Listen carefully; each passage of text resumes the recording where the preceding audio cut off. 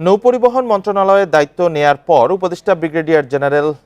অবসরপ্রাপ্ত এম সাখাওয়াত হোসেন প্রথমবারের মতো চট্টগ্রামে 3 দিনের সফরে এসেছেন। সফরে তিনি চট্টগ্রাম বন্দর, বাংলাদেশ শিপিং কর্পোরেশন কার্যালয় এবং মেরিন একাডেমি সহ বিভিন্ন স্থাপনা পরিদর্শন ও সংশ্লিষ্ট কর্মকর্তাদের সঙ্গে বৈঠক করবেন।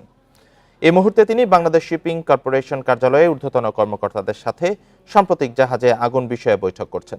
সেখানে আছেন আমাদের প্রতিবেদক অনুপম শীল। অনুপম, বৈঠকে উপদেষ্টা আসলে কোন বিষয়গুলোর উপর গুরুত্ব দেবেন?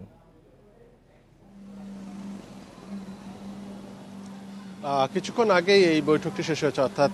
মিনিট 15 আগে, এবং ইতিমধ্যে তিনি গণমাধ্যম কর্মীদের সাথে কথা বলেছেন। তিনি ইতিমধ্যে বিএসসির সাথে যে বৈঠকটি সেটি স্বভাবতই সবচেয়ে বেশি গুরুত্ব পেয়েছে, যে সাম্প্রতিক সময়ে দুটি তেলের ট্যাঙ্কারে আগুন, এবং এই বিষয়টিকে ঘিরে ইতিমধ্যে তিনি জানিয়েছেন যে মন্ত্রণালয়ের পক্ষ থেকে 10 সদস্যের একটি উচ্চ পর্যায়ের তদন্ত কমিটি গঠন করা হয়েছে, এবং সেই তদন্ত কমিটি একজন অতিরিক্ত সচিব পদমর্যাদার একজন অতিরিক্ত সচিবকে দিয়ে তিনি মূলত এই তদন্ত কমিটির নেতৃত্ব দিবেন, এবং এতে কারিগরি বিষয়গুলোর সম্পর্কিত বিশেষজ্ঞ থাকবে এবং সংশ্লিষ্ট অন্যান্য যে ব্যাপারগুলো আছে সেই নিয়ে বিশেষজ্ঞদের নিয়ে আসলে এই উচ্চ ক্ষমতা সম্পন্ন তদন্ত কমিটি গঠনের বিষয়টি তিনি নিশ্চিত করেছেন। এবং তিনি বলেছেন যে আসলে এই মুহূর্তে অনুমানের উপর ভিত্তি করে কোনো কথাই বলা উচিত হবে না, যেহেতু দুটি খুবই ভয়াবহ ঘটনা ঘটেছে এবং এর বিষয়টিকে ঘিরে মূল কারণটি তারা অনুসন্ধান করতে চান, এবং এটি মূল কি কারণে এই দুর্ঘটনাটি ঘটলো সেটি নিয়ে আসলে তাদের চিন্তা ভাবনা রয়েছে। সেজন্যই আসলে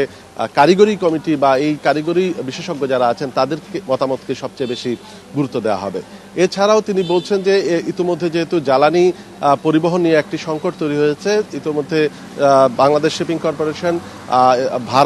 ভাড়ায় নিয়ে আসলে এই জ্বালানি তেল সরবরাহ কার্যক্রম শুরু করবে, এবং আগামীকাল থেকেই এই কার্যক্রমটি শুরু করবে। আজকে থেকে যদিও শুরু করার কথা ছিল, তারপরও এখানে কিছু পরীক্ষা নিরীক্ষা, যেহেতু দুটি বড় দুর্ঘটনা ঘটেছে সেক্ষেত্রে নিরাপত্তা বিষয়ক বিষয় রয়েছে, সেজন্য আগামীকাল থেকে এই জ্বালানি পরিবহন অর্থাৎ বহির্নোঙর থেকে চট্টগ্রামে যে ইস্টার্ন রিফাইনারি আছে সেই ইস্টার্ন রিফাইনারিতে জ্বালানি পরিবহন কাজটি তারাও আগামীকাল থেকে শুরু করতে চান।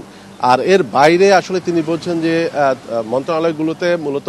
দুর্নীতির প্রতিরোধের উপর সবচেয়ে বেশি গুরুত্ব দেওয়া হয়েছে, এবং বিএসসির ক্ষেত্রেও যেহেতু চীন থেকে 6টি জাহাজ কেনার কথা ছিল, এবং সেক্ষেত্রে এক্ষেত্রে চীনের সাথে এক ধরনের নেগোসিয়েটের ব্যাপার আছে, সেই বিষয়টিকে এগিয়ে নেওয়ার কাজটি তারা করছেন, এবং সামগ্রিকভাবে বিএসসির অন্যান্য জাহাজগুলোর আয় কিভাবে বাড়ানো যায়, পাশাপাশি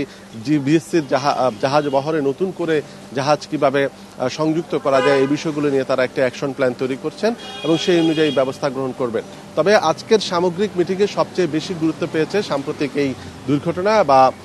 আগুনের ইস্যু যেটি বলি না কেন সেই ইস্যুটি, এবং এটিকে ঘিরে কেন এই ঘটনাটি ঘটলো, ভবিষ্যতে এই বিষয়গুলো কিভাবে এড়ানো যেতে পারে, এই বিষয়গুলো নিয়ে সবচেয়ে বেশি আলোচনা আজকে এই বৈঠকে হয়েছে। তিনি আজকে বিকালে চট্টগ্রাম বন্দরের সাথে তার বৈঠক আছে, এরপরে আগামীকালকে নৌবাহিনীর সাথে বৈঠক আছে, এবং তিনি চট্টগ্রাম বন্দরে বেশ কিছু গুরুত্বপূর্ণ স্থাপনা পরিদর্শন করবেন, প্রকল্প পরিদর্শন করবে, অর্থাৎ আগামী 2 দিন, আজকে ছাড়া আরও 2 দিন তিনি চট্টগ্রামে থাকছেন, এবং নৌপরিবহন মন্ত্রণালয় সম্পর্কিত গুরুত্বপূর্ণ প্রকল্পগুলো তিনি এই সময়ের মধ্যে দেখবেন এবং সেটির অগ্রগতি এবং পর্যালোচনা করবেন। চট্টগ্রাম থেকে জানাচ্ছিলেন সহকর্মী অনুপম শীল।